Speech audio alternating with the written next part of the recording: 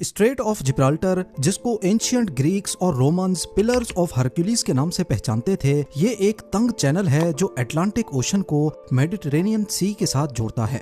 ये छोटा समंदरी चैनल दुनिया के दो अहम कॉन्टिनेंट्स के बीच से गुजरता है, जिनका कम से कम फासला सिर्फ 13 किलोमीटर है।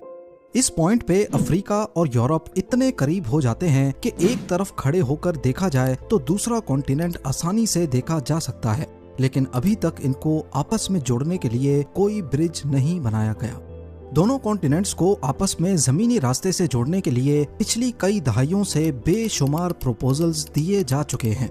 ये रास्ता काफी इम्पोर्टेंट है क्योंकि ये यूरोपियन यूनियन की 45 करोड़ और अफ्रीका की 150 करोड़ की आबादी को आपस में जोड़ने के काम आ सकता है।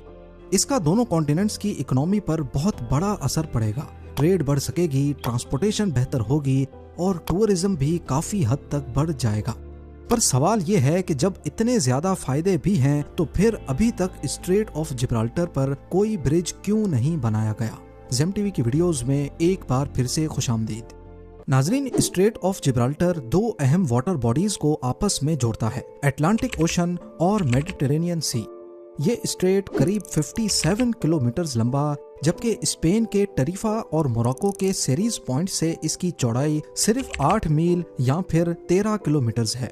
और गहराई की बात की जाए तो पूरे स्ट्रेट की एवरेज डेप्थ करीब 1200 फीट या फिर 365 मीटर्स है।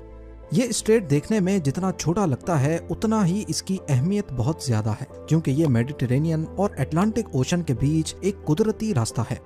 इसके बरक्स सुइज कैनाल को देखा जाए तो ये मैन मेड कैनाल रेड सी और मेडिटेरेनियन के बीच शिप्स के लिए एक रास्ता फराहम करता है। सुइज कैनाल की विड्थ बहुत कम है, जिसमें फुल साइज के बहरी जहाजों के फंसने का खतरा हमेशा मंडरा रहा होता है। स्ट्रेट ऑफ जिब्राल्टर बड़ी साइज की कार्गो शिप्स के लिए एक खुला रास्ता फराहम करता है, जिसकी वजह से यहाँ से गुजरने वाली शिप्स की तादाद भी काफी ज्यादा है।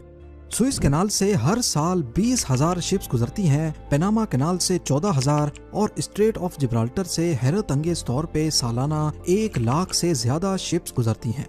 बहुत सारी कार्गो वेसल्स वेस्टर्न हेमिस्फेयर से कीमती सामान मिडिल ईस्ट, अफ्रीका और यूरोप तक लाती हैं, जबकि कुछ सुइज कैनाल को क्रॉस करके एशिया और चाइना तक भी जाती हैं।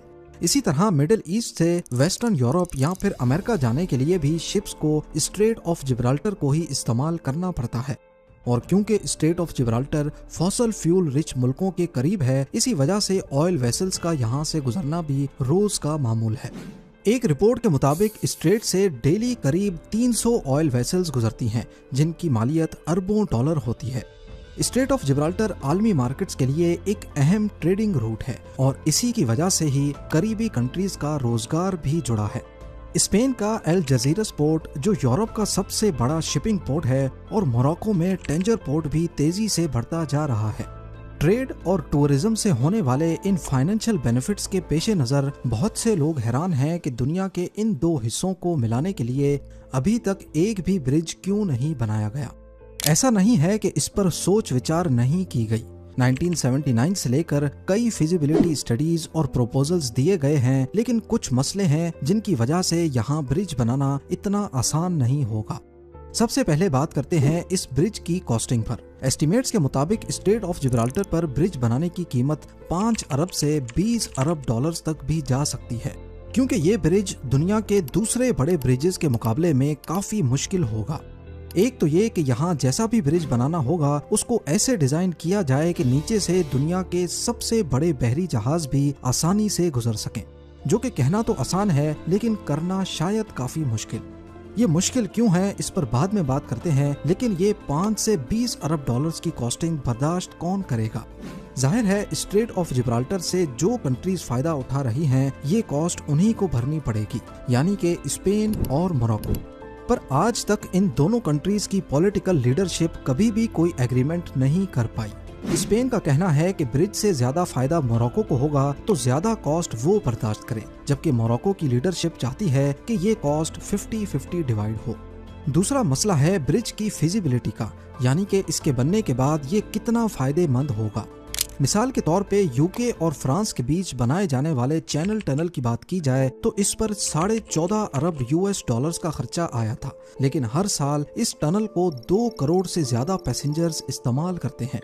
ایک پیسنجر یوکے سے 121 پاؤنڈز یا پھر $150 میں فرانس تک پہنچ سکتا ہے، یعنی ہر سال یہ ٹنل قریب 30 ارب ڈالرز کی کمائی کرتا ہے، اپنی کنسٹرکشن کاسٹ سے بھی ڈبل۔ اسی طرح اگر اسٹریٹ آف جبرالٹر پر برج بنا بھی دیا جائے تو کیا یہ اتنا کما کر دے گا کہ برج کی کاسٹ آسانی سے نکالی جا سکے؟ اس چیز کو کافی شک کی نگاہ سے دیکھا جاتا ہے، کیونکہ موراکو ایک ایسا ملک ہے جس کی GDP صرف $130 بلین ہے، یعنی پاکستان سے بھی آدھی۔ اگر یہاں 5 ارب US کا بھی برج بنا اور کم سے کم فیس $20 بھی رکھی جائے تو جہاں یوکے سے فرانس کے چینل ٹنل کو سالانہ 2 کروڑ پیسنجرز استعمال کر رہے ہیں، وہیں اسٹریٹ آف جبرالٹر کے برج کو سالانہ 25 کروڑ پیسنجرز کے استعمال کرنے پر برج کی کاسٹ نکالی جا سکتی ہے، جو کہ کافی ان ریئلسٹک نمبر ہے۔ اگلا مسئلہ ہے برج کی کنسٹرکشن کا۔ جیسا کہ آپ نے جانا کہ اسٹریٹ آف جبرالٹر شپس کے لیے کافی بزی روٹ ہے، اس چیز کو نظر میں رکھتے ہوئے یہاں ایک ایسا برج بنانا ہوگا جو اس ٹریفک کو ڈسٹرب نہ کرے۔ اس کے لیے برج کی اونچائی کافی زیادہ رکھنی ہوگی، جو کہ انجینئرز کے لیے ایک بہت بڑا چیلنج ہوگا۔ اسٹریٹ آف جبرالٹر کی ایوریج ڈیپتھ تو 1200 فیٹس ہے، لیکن کسی مقام پر یہ 3000 فیٹ سے بھی زیادہ گہرا ہے، یعنی کہ دنیا کی سب سے اونچی بلڈنگ برج خلیفہ سے بھی زیادہ۔ آج تک دنیا کے سب سے بڑے برج پلرز ملاؤ وائیڈکٹ میں بنے ہوئے ہیں اور ان کی اونچائی بھی صرف 1104 فیٹس ہے۔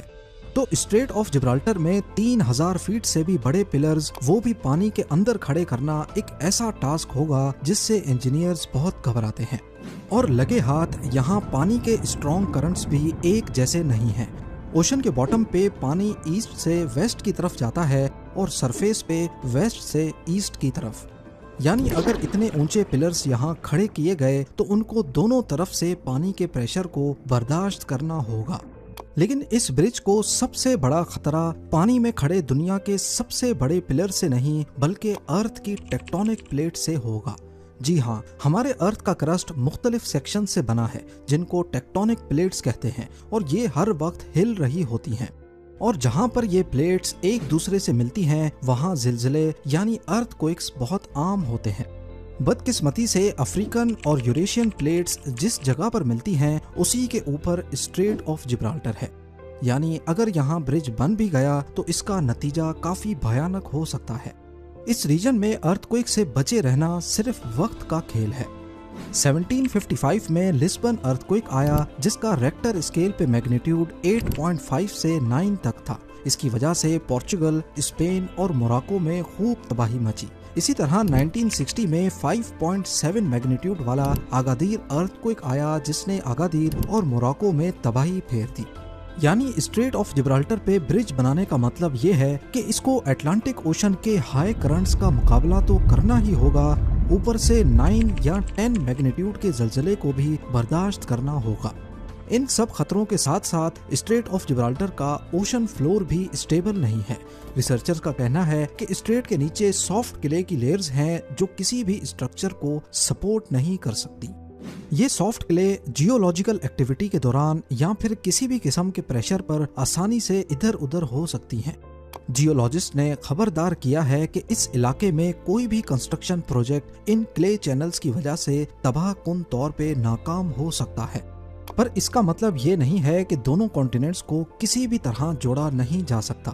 کئی آلٹرنیٹس بھی دیے گئے ہیں، جیسا کہ اوشن فلور کے نیچے سے گزرنے والا ٹنل، یوکے اور فرانس کے بیچ چینل ٹنل جیسا، پر یہ پروجیکٹ کی کاسٹ کو اور زیادہ بڑھا دے گا، جو اس پروجیکٹ کی فیزیبلٹی پر سوالیہ نشان کھڑا کر دیتا ہے۔